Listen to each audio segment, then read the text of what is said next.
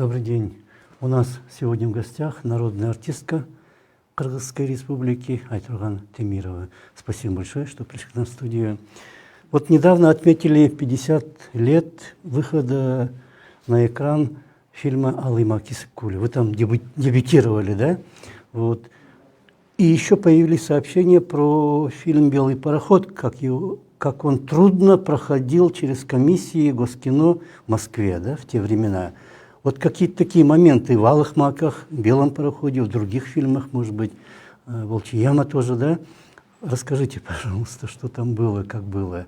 Ну, знаете, вообще сейчас вспоминаю, каждым фильмом Шамшиева были вот такие сложности, когда приходилось сдавать картину. Но вообще в советское время же очень сильная же цензура вот работала.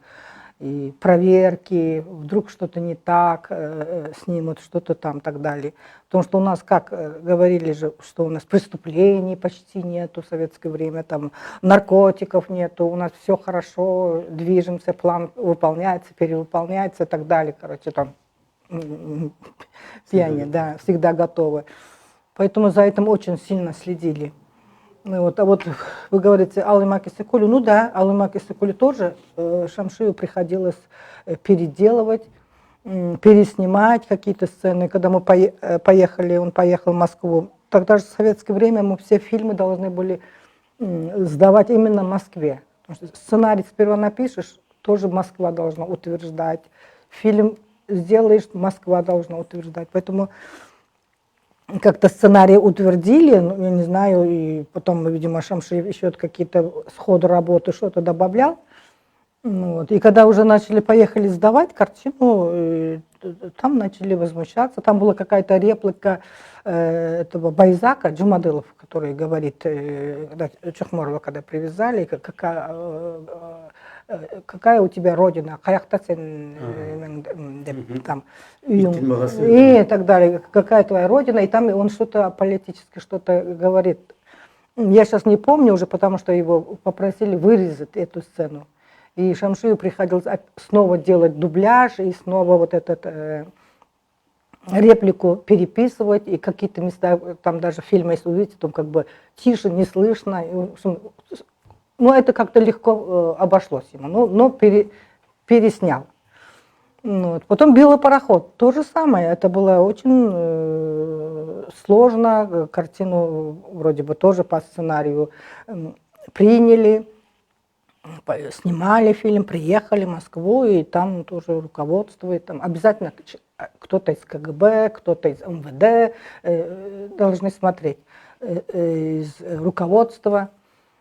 И тоже сказали, что такое в советское время, над мальчиком все издеваются, и что он прям света не видит, что такого не бывает, давайте переснимайте, как будто бы там вообще советские власти не существует, что ли.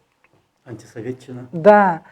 И пришлось снимать эти сцены, где, в общем-то, по повести Айтматова нету. Это значит, мы заново приехал Шамшиев, заново снял, там вот к Кирийском взморье, как бы мальчика ведет прогуляться, там музыка, песни от этих знаменитых тогда группа, которая, я не помню, какая же там песня была.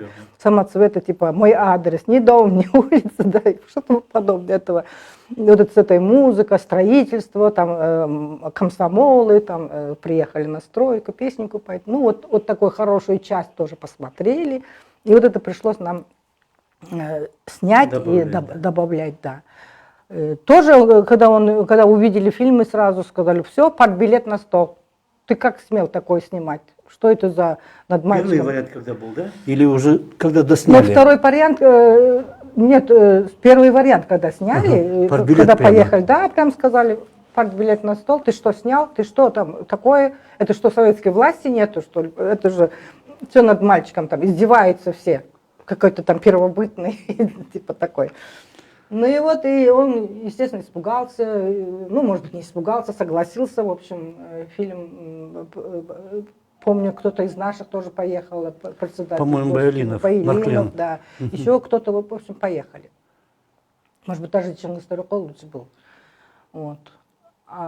Потом вот так прошло фильм, ну, вы знаете, что этот фильм потом успех имел, и международный кинофестиваль Гран-при получил, потом международный, да, в Германии какой-то большой фестиваль, вот единственное, там он не получил, потому что немцам не понравилось, там есть сцена, где этот Хулубек его звали, да, вот этот, который дарит ему танк.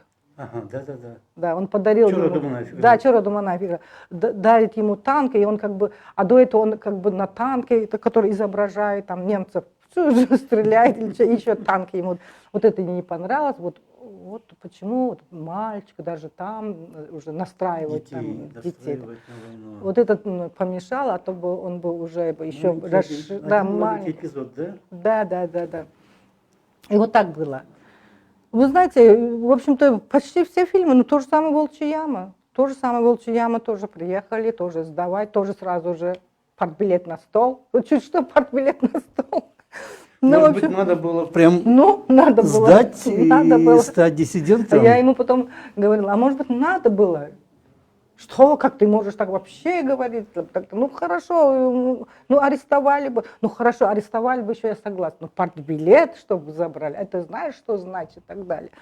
Ну и в «Волчьей яме» то же самое. Вот, что ты там снял, какие наркотики, никаких наркотиков нет, никаких убийств, что там, слишком жестокие убийства, давай еще одно убийство убери, там чуть-чуть остался, хватит, а это убери, наркотиков замени. Приходилось тоже переснимать. Там же есть сцена, где этого композа убивает, его по фильму его не показывают. Нет, он там деньги побросал, обманул и ушел, на этом композ исчезает. А там была сцена, пришлось вырезать, и вместо наркотиков пришлось снять вот эту пушнину, соболь или что-то там, чемодан открывает и так далее. Но, тем не менее, как-то хитро Шамшиев оставил что, намек, что это все-таки, потому что это же наркотрафики же вот этого бандиты вот эти были. Поэтому там, где есть вот это одноглазый, когда вот этого брата убивает его сестры, Самата, и он как бы отошел в сторону и как бы иголкой себе пытается. Но намек все-таки он оставил. Вот он всегда, конечно, какой-то намек оставит. Вот. И то же самое было в фильме «Снайперах». В «Снайперах» то же самое. Но когда мы же хотели... Шамшиев, он любит прям досконально что-то, если довести досконально, понимаете, насчет Алии, когда он, во-первых, он не хотел, его заставили, тоже сказали, партбилет сдашь или снимешь. Как ты посмел отказать? Он не хотел, да, снимать? Он не хотел. Мы же приехали с этой «Волчьей ямой» на премьеру в Алмату. Ну, в советское время мы всегда друг другу премьеры делали. Казахи привозили, у нас премьеру делали, мы к казахам ездили. А тем более вот эта «Волчья яма» первоначально был казахский сценарий. Ну, и Шамшиев захотел по-своему переписать, и что-то там у них не получилось. Короче, Шамшиев этот фильм, сценарий снял уже у нас, на Кыргызфильме. Ну вот, премьеру делать, мы поехали в Алмата, очень хорошо прошло кинотеатр «Абай». На следующий день нас сказали, что фильм забирает товарищ Кунаев, хочет посмотреть. И фильм забрали без нас. А потом, после того, как он посмотрел, нас вызывает Чайжунусов, такой зав. Отделом культуры был. Вызывает Шамшиевым, ну и рассказывает. Вот товарищ Кунаев посмотрел фильм, ему очень понравился, и, конечно, он еще возмущался, как же так, такой сценарий ушло к кыргызам, что не могли наши снять. Вот, возмущался, а потом сказал, ну хорошо, а кого вот эта актриса напоминает? Угадайте. Ну все там смотрят, кого напоминает, кого там, кто-то какой-то Одри Хепберн назвал. Что там этот? И он, оказывается, сказал, и вытащил портрет Алии Молдоголовой, и все, ой, да, вот, поручите, вот режиссер, актриса похожая, тем более, оказывается. У них, оказывается, был готов сценарий, у них было уже об Алие Молдоголовой снимать фильм, потому что у них до этого «Аманшук» был фильм, а тут решили об Алие и не знали, кому дать. И тут Шамшиев, Тушкель Калды, ну, попался в поле зрения. Ну и вот, и Чайжунусов нам это рассказывает, и вытаскивает тоже, конечно. Это же портрет вот так. А я так смотрю, думаю, господи, когда меня успели в военной форме, там что-то такое. Ну и вот и Шамшиев сразу узнал, да, это же Алия Молдоголова, кажется. Ну да, вот такой, вот мы хотим вам партийное задание дать. А он, нет, вы знаете, нет, это вообще не моя тема, я военные фильмы не снимал, не моя тема, я, наверное, не буду снимать. Он говорит, ну как, вы подумать хорошенько, говорит, Айтурган будет играть, там она так похожа, где мы найдем, вы искать даже не будете героиню и так далее. А он, нет, нет, наверное, не буду. Мы уже вышли. Он говорит, я говорю, а может быть согласишься все-таки, Алия Молдоголова? А ты знаешь, что такое? Ты хочешь 40 градусов минус, автоматом стрелять, учиться должна, в воинской части служить? Я говорю, ой, нет, такой не согласна. Ну и вот потом приехали, а тут вызывает его. Умтула Розовна тогда была наш зав. Отделом культуры, вызывает и говорит, партбилет на стол. Как ты посмел отказать? В каждом фильме так Да, получается. да. Как ты посмел отказать? Тебе такое партия Доверие. доверие, чтобы Алия Молдоголова, герой Советского Союза, снимал фильм, а ты еще отказываешься. Ну, в общем, вот такое. Он сказал, хорошо, я возьму за этот фильм. Только если я полностью сценарий по-своему. Я еще не читал, конечно, но я и по-своему буду делать. Что хочешь, делай, только снимай. Ну, вот так. Поехали в Алмата, мы там 3 месяца жили, нам там выделили в госрезиденции коттедж, мы там жили, всей семьей, приехали, Шамшиев начали. Ну, Алия Молдоголова, мы знаем, что герой Советского Союза, мы же не знаем, какой это человек был, что из себя представляла, о чем она думала, что она любила, что не любила, понимаете. Нужно было все это узнать. И он все Москву все писал об Алие Молдоголовой, все документы там просил.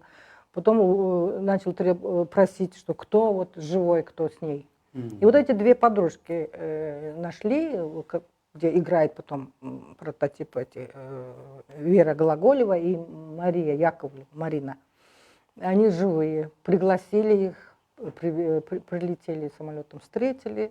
Вот он сидел с ним каждый день, утром сядут, до вечера расспрашивал. И они рассказывали, как они вместе учились, как они попали во фронт, какой батальон, что они там пережили. Они там рассказывали, то плакали, в общем, они заново как бы переживали, да. Я-то там с детьми, Шамшиев в основном слушал и так далее.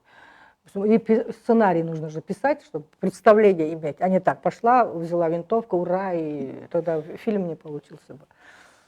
О ее жизни, что она рассказывала, что она говорила. Ну, а потом тоже архив узнавал, когда она в Актюбинске жила, кто ее родители, как они умерли. В общем, нужно было все это узнать. И потом эти же подруги говорят, что ну, защищала его как отец, любил, защищал по-отцовски, командир батальона. А он, интересно, жив. Да, мы, в общем-то, в прошлом году на этом День Победы в Москве видели. Должен быть живой. Ну, опять запрос в Москву, ждем, через неделю приходит телеграмма и говорит, живой Федор Алексеевич Моисеев, живет в городе Фрунзе, 9-м микрорайоне. Вот так вот его привезли, обрадовались. Потом он, конечно, от начала до конца был уже консультантом нашего фильма. Оказалось, из Бишкека, да? А он из Бишкека. Там же в фильме есть же, где он по-кыргызски говорит. Помните, там этот казах майор или кто там, сержант говорит, товарищ Жолдас такой-то, откуда вы кыргызский язык знаете? Вот он говорит, я там родился в этих степях, андай-мандай, да потом говорит же. Ну и вот так сняли фильм. Сняли все полностью. Премьера в Москве. Сдаем. Партбилет на стол снова. Это что такое? Должно быть один враг фашисты. А что эту сторону показывать? Зачем? Ну, что так далее, так далее. Ну, конечно, она единственная азиатка. Естественно, там что-то там не так обращались. Ну, не только с ней, там, этими девочками. Потому что эти девочки, там же говорят, мы обещали до конца войны сохранить свое там, достоинство, да, и так далее. Вот. И Алия, оказывается, была очень такая жесткая, она защищала своих подруг, она такая прямолинейная была и так далее, и поэтому из-за этого, конечно, ей много попадалось. И были какие-то свои, оказывается, там тоже шпионы, которые немцам передают и так далее. И вот сказали, все, переснимать, это что такое, и так далее, и так далее. Есть один враг, все, один враг. А эта сторона не враг, все дружественные, друг к другу хорошо относятся. Ну вот, и сняли, но тем не менее тоже намеки оставил. Ну, например, там есть эпизод, где говорят, где эта калмычка? Помните, если видите телефон, а там говорят, вот насчет Алию Молдоголовой, так она казашка. Я говорю, не имеет значения, помните, такое было. Потом есть сцена, где они там в окопах сидят, где их комары кусают, и за речкой немцы кричат, ой, товарищ там Моисей, да, комбат Федор Иванович, мы знаем, вам звание дали. Откуда они знают? Там? Потому что там же своей шпионкой же было. Ну, вот эту сцену убрали и так далее. Ну, вот так вот сняли фильм. Сняли, и тоже пришлось там переснимать, где-то отрезать, убрать, а иначе тоже партбилет на стол. Чуть что партбилет на стол. Прямо на грани все время было, да? Да, на грани были. Вот так вот. А я потом говорю, ну, понимаете, в то время тоже вот Тарковский, вот вы сказали, и потом этот... Климова картина «Иди смотри», помните такой? Потом он вышел, когда Горбачев пришел на экран, вот это какой правдивый фильм был. Он тоже арестован был. И картина Тарковского был арестован. Еще некоторые фильмы арестованные были, их не показывали. Может быть, тоже у них партбилет сняли, или они коммунистами не были.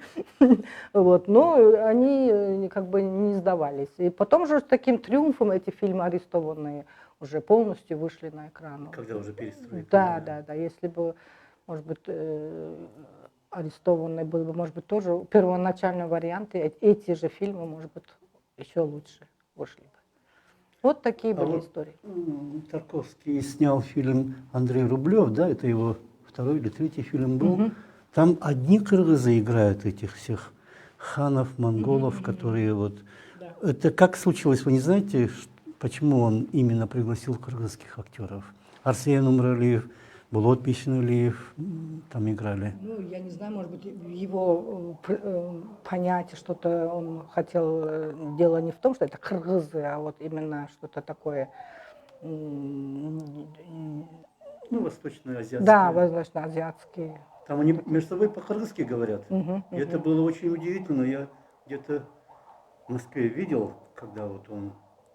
Его уже не показывали, Андрей Рублев, только вот в кинотеатре, по-моему, повторного фильма только иногда показывали, а так он на широком Надо экране мне еще раз был. посмотреть, потому что когда я смотрела этот фильм, это закрытый, там, в Дом кино, когда еще молодая была, и мне сейчас надо еще раз посмотреть.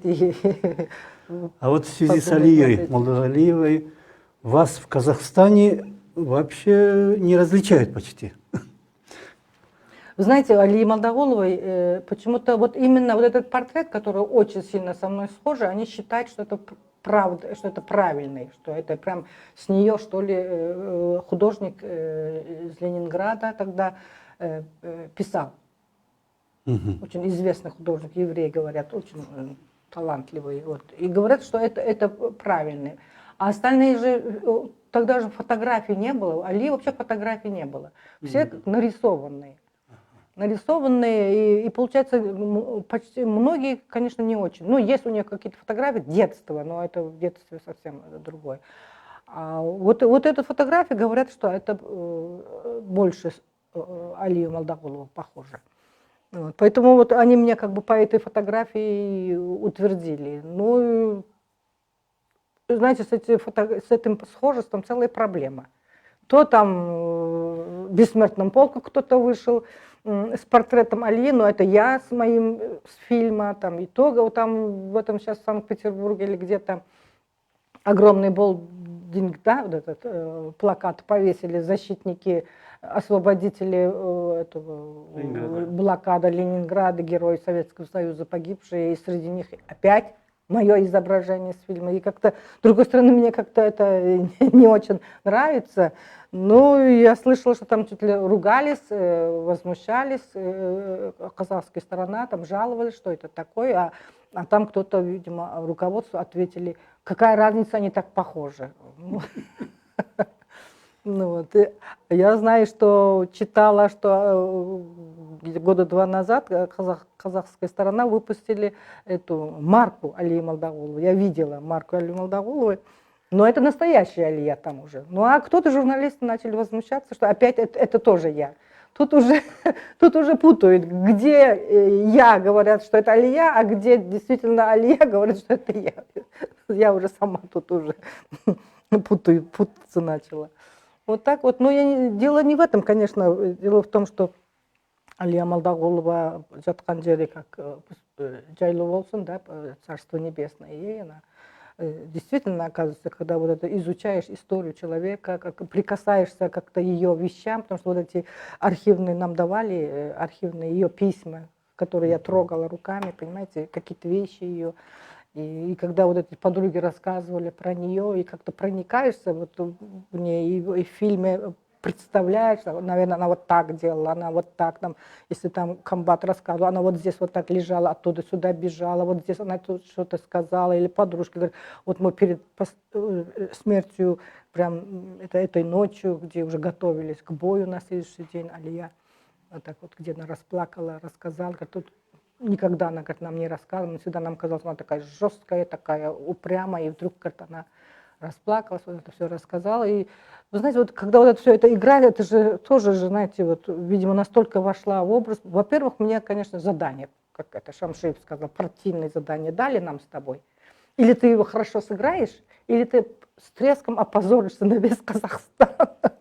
Потому что казахская сторона тоже в первых порах возмущались, во главе с Асанали Ажимовым, все актеры, там, почему в Казахстане 30 театров, ни одна казахская актриса не нашлась, что ли, а еще Кчужузден из этого рода, да, Алия, оказывается, из Кчужузден, да. Вот, неужели не нашлась, почему, ну, вот такой было, много разговоров, поэтому он говорит, или ты часто сыграешь, докажешь им, что ты партию тоже не подвела. Или все, опозоришься. Поэтому приходилось, как говорится, всю силу выложить, все как могла, все сделала. И последствия, конечно, после съемок и 3 операции перенесла, спайки и кишечника у меня было. Потому что минус 40 градусов. Лежишь там в этих снегу, холод собачий, а еще привезут этот самолет-то вот этот, как его, крутят, чтобы вот этот ветродуй. Чтобы фурга была там, на тебе, да, лежишь. А съемки тоже же, прям снялась тут же. Лежишь, что тут только приготовилась, стоп, пленка кончилась. Или опять заново начали, опять лежишь, опять уже мерзнув, я не знаю. Потом опять что-то чуть-чуть с ним, стоп, тот актер не так сыграл, этот реплику забыл. И вот так, получается, один и тот же сцену 2 дня снимали. Я когда вставала, мне от моего тепла вот эта лужа была, лужа. Вечером приходили, валенки в воду выливали. Вот так вот. Но там актеры уже, как говорят, привыкшие, спиртом натрутся, и спирт выпьют, сало поедят. А я тогда вся такая не пьющая. Мне только спиртом натрут, и все. Поэтому вот так, я считаю, этот фильм у меня самая физически тяжелая картина была. Я потом долго еще где-то, тем более 3 операции перенесла в этот момент. И вы знаете, я вспоминаю про этот фильм, мой папа, так как военный был, он очень мечтал, чтобы его сын по его стопам пошел. Потому что вначале меня тоже хотели. Папа там, ой, у меня братишка немножко не дотягивал, да, у него немножко недостаток было. И папа видел надежду на меня, что вот я должна быть военной. И даже меня в школу ДОСААФ отдали, пока школьница была. Я еще азбука Морзе плюс-минус учила. Что-то пытался делать. Ну, а потом так перевернулось все, меня пригласили сниматься, кино и так далее, так далее. И папина как бы мечта не сбылась. И вот когда фильм «Снайпер», папа 25 раз ходил. Папа и такой довольный. И покупал билеты, всем друзьям раздавал. Пойдемте, пойдемте, вот всех, чтобы все что посмотрели. 25 раз смотрел, говорит, вот, хоть она и не стала, а зато сыграла, хоть на экране военной. Да. Он так гордился. Да. А в Казахстане вас же наградили, да, орденом?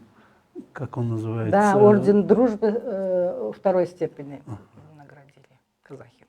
Ну и потом это было же 90-летие Алии, 5 лет или 4 года назад. Меня пригласили в Актюбинск, Актобе, называется сейчас, ее родина Алии Молдоголовой. Чествовали ее 90-летие, я там была и встретила ее двоюродных сестер, уже в возрасте они были. Вот они прям подходили, обнимали, плакали, как бы они тоже по фотографии. Когда Алия на фронте, они маленькие были, ее не помнят, какая она есть. Каким-то газетам ее видели. И вот подходили, тоже так трогательно было. А вот Асанали Ашимов, потом вы с ним общались? Да, забыла. Ну, а потом был кинофестиваль, Чимкентский кинофестиваль они организовали, как бы Средняя Азия и Прибалтика называется, Азербайджан, Прибалтика. И я туда поехала от нас членом жюри. Я поехала членом жюри, они привезли какой-то Бейбарс исторический фильм, и Асанали Ашимов утвердил, оказывается, у него приз Асанали Ашимова. Очень хороший, серьезный приз. Он думал, что своему этот фильм выиграет. Бейбарс. Бейбарс, да, выиграет, так думали. Ну вот на открытии фестиваля, на сцене на сцене выходим полный зал народа, и каждый жюри объявляет. Жюри, опять как в советское время, 15 республик, там, из Азербайджана такой-то, такой-то, из Туркменистана Майя Аймедова, член жюри, там, тогда. С Кыргызстана Айтурган Темиров. И вы знаете, вот просто трогательно, вот, просто вот эти обиды сразу забыла. Весь зал встал, аплодировал, прям подходили к сцене, аксакалдар, там какие-то, прям Айтурган, вот так прям, Алия Стойнаган. Это прям настолько трогательно было. Потом все хотели мне куда-то пригласить, и на Бешбармах, куда-то, народ, в гостинице невозможно было, прям пришлось, с балкона лазили, пришлось охрану ставить. И вот фестиваль этот прошло, и он как-то не получил приз, этот фильм, и, по-моему, там Мосфильм или какая-то картина получила. Ну и закрытие кинофестиваля Асанали Ашимов прям вышел на сцену. И это уже по сценарию не было, это так экспромтом получился. Вышел на сцену и сказал, что вот он извиняется, что он убедился, что я сыграла достойно Алию Молдоголову. И хоть, говорит, поздно, как бы, и вот сейчас я вручаю. И он мне вот этот приз вручил за Алию, за фильм «Снайпер». Очень интересно. Да, и было очень приятно. Ну, часто бывало, что вот Еукеев тоже в Алматы ездил, вот Лютого, например, он же там снимал, и там и Чохморов, и главный оператор был Кадырджан Кадралиев. Как-то вот, а казахи у нас не снимали. Не Наши снимали. кыргызы ездили. Только ездили, но зато казахские актеры у нас снимались. У нас нет ни одного кыргыз-фильма, где бы казахские актеры не играли. Почему обида была? Я говорю, интересно, почему-то наши актеры, что у нас тоже столько театров есть, почему это снимают их, а не наших? Никто так даже не додумался, потому что казахи, кыргызы один народ, в конце концов. Потом и Алия Молдоголова не за казахов погибла, а за общую родину, Советский Союз, за родину и так далее. И больше даже Ленинград, она считала Ленинград больше своим домом и родиной, потому что она в ленинградском детдоме выросла. Ну и вот, а режиссеров у них не было. Не было режиссеров, это действительно, и поэтому Толю Шакевич туда приглашали, Шамшиева, Убукеева приглашали. Я сколько знаю, их руководство всегда ругался, потому что им создали все условия. Да. У них была огромная киностудия, у них были все эти павильоны, проявочный цех, и этот звуковой цех. Не то, что вот мы-то каждый фильм ездим в Москву, пленку проявлять. В Душанбе даже ездили проявлять там. Да. У нас в Бишкеке не было. Камера новая, первая у них. Нам приходилось на прокат, дайте там за деньги там на прокат. Там. И пленки тогда цветные появились у них, понимаете? Мы говорим, все условия даем. Ну почему? Почему нет режиссеров? Поэтому и приглашали их, и призы же получали. И Толю Мишакевича, это Лютый получил гран-при, и Караш-Караш выстрел на перевале тоже получил. Вот так было. Ну, поэтому у нас в Кыргызфильме назвали же «Чудо». Из ничего сделать такое чудо. Вот недавно Никита Михалков, да, вот прислал поздравления, и тоже он это назвал, что это он Аллы Маки назвал, это был взрыв, да? Взрыв, да. Ну, действительно, фильм в то время такой был очень поднимающий дух, да? Да, да. Еще какие-нибудь моменты вот из фильмов, которые вот запрещали, или там что-то особенное было, что можете вспомнить? Ой, я уже, Приходилось, ну вот этим партийным людям приходилось защищать, ездить в Москву, и получалось, что здешние партийные лидеры, они все-таки понимали и режиссеров и как-то за них, принимали. Но, да, но все равно, защищали. последнее слово все равно за Москвой было. Последнее слово. Думали, авось пройдет. Потому что, получалось, сценарий-то приняли Москва. Да. Ну, и пока, значит, снимали, видимо, изменения делалось, какие-то, видимо, такое разрешение было, раз по сценарию этого нету. Вот, и поэтому приходилось вот так вот все переснимать, переделывать, всегда перед Москвой дрожали. Если Москва приняла, ура, все, Москва приняла. Некоторые режиссеры, говорят, делали такие специальные какие-то такие особые сцены, чтобы на них обратили внимание. Они все равно по задумке это не надо было, но они специально что-то делали, чтобы комиссия обратила на это внимание, сказала, это что такое, они это убирали, и получалось, как бы согласились. Это рискованно, это рискованно. Нет, это рискованно. Не, я знаю, что многие советские режиссеры, то же самое, вот, которые вот фильмы арестовывали, не арестовывали, хотели арестовать, они вырезали, эти пленки сохраняли на уничтожение каким-то образом, потом показывали. А потом, когда уже вот эта перестройка произошла, они уже, я знаю несколько, названия не помню, несколько фильмов, где уже в полном варианте выпустили. Вот можно было бы и так сделать, но не додумались. Тогда, видимо. Ну, сейчас техника совсем другая, сейчас можно и такой вариант сохранить, и другой, а в то время же пленка это было очень, очень сложно, да? Да, Но пленками могли все-таки. Сейчас уже все можешь делать, но уже фильма нету, таких классиков. Смывали прямо. Никита Сергеевич сказал же, что вот все фильмы Шамшиева, это классика, надо его смотреть и смотреть со смыслом. Какие-то недостатки не обращать внимания, ну, со смыслом. Кто умный человек, он посмотрит, он поймет, где что вырезано было, видимо, где что намеков все равно Шамшиев каждый в своем фильме оставлял. У нас и время подошло к концу. Спасибо вам большое. Ну, еще будем обсуждать, вспоминать и какие-то вот делать коррективы истории, да? Истории. Спасибо вам большое. Спасибо. У нас в гостях была народная артистка Кыргызской республики Айтурган Темирова. Спасибо вам большое. Спасибо. До свидания.